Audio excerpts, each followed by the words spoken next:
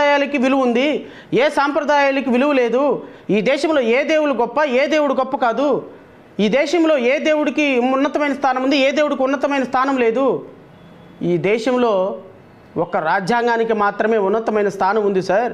ఆ రాజ్యాంగంలో ప్రతి దేవుడు గొప్పవాడే, నాకు సంబంధించినంత వరకు, మీకు సంబంధించినంత వరకు. ఎవరి సాంప్రదాయం వాళ్ళది, ఎవరి దేవుడు వాళ్ళకి గొప్ప, ఎవరి భగవద్గీత హిందువులకు గొప్ప, బైబిల్ క్రిస్టియన్లకు గొప్ప, ఖురాన్ ముస్లిమ్స్కు గొప్ప.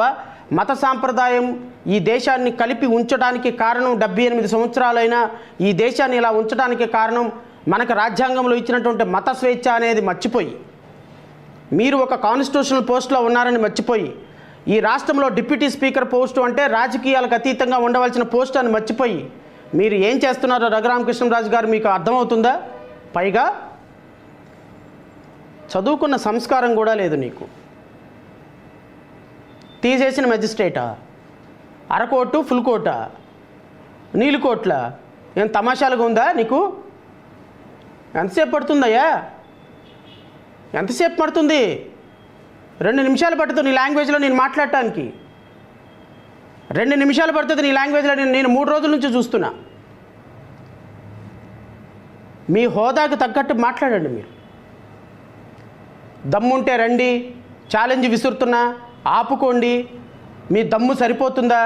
యారా నీలి కోటు, యారా ఫుల్ కోటు, యారా హాఫ్ కోటు, యారా తీసేసిన మెజిస్ట్రేటు, ఇవే మీరు మాట్లాడే మాటలు. ఒక కాన్స్టిట్యూషనల్ పోస్ట్లో ఉన్నటువంటి హోదా మీకుందా? నేను అడుగుతున్నా రఘురామకృష్ణరాజుని, నేను అడుగుతున్నా తెలుగుదేశం పార్టీని. తెలుగుదేశం పార్టీ ఈ మధ్యకాలంలో సాంస్కృతిక కార్యక్రమాలను ఒక పనికిమాలిన స్కీమ్ ఒకటి పెట్టింది అసెంబ్లీలో. ఈ మహానుభావుడు ధృతరాష్ట్ర పాత్ర వేసినాడు. నేనేమంటానంటే ధృతరాష్ట్ర పాత్ర పనికిరాదు, మీకు శకుని పాత్ర పనికొస్తుంది. ఎందుకంటే తెలుగుదేశం పార్టీని ముంచటానికి వచ్చినటువంటి శకుని మీరు. ఈ పార్టీకే ఆయన పాండవుల మీద కోపంతో, కౌరవుల మీద కోపంతో పాండవుల దగ్గర చేరకుండా కౌరవుల మీద కోపంతో కౌరవుల దగ్గరే చేరాడంట. కౌరవుల దగ్గరే చేరి కౌరవుల్ని ఎలా తుదిమిట్టించాలి అని ఆయన ఆలోచన చేసి ఒక అద్భుతమైనటువంటి పాచిక జోదం అనేటువంటి ఒక క్రీడని మహాభారతంలో ప్రవేశపెట్టాడు. ఆ శకుని పాత్ర వల్లే ధృతరాష్ట్రులు, కౌరవులుగా ఉన్నటువంటి వాళ్ళు 100 మంది నాశనం అయిపోవటానికి శకుని మాత్రం కారణం. నేనేమంటానంటే డిప్యూటీ స్పీకర్ని, నువ్వు శకుని పాత్రకి కరెక్ట్ సూటబుల్, ధృతరాష్ట్ర పాత్ర నీకు సూటబుల్ కాదు. ఎందుకంటే తెలుగుదేశం పార్టీని